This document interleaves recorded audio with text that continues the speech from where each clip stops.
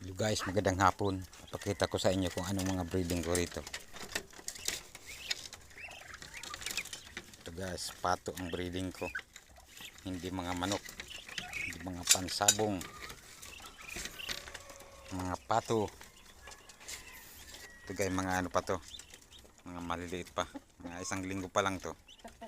Kinukulong ko muna kasi para hindi siya maapakan, lalo na kung maulan, basa sila, kaya nakakulong muna sila.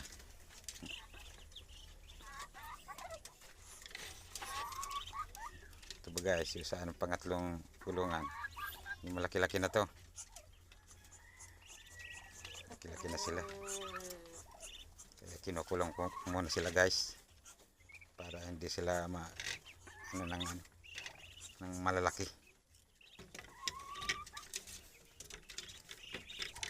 Sige guys, thank you. Yan muna guys, thank you for watching. Ingat po kayo, God bless.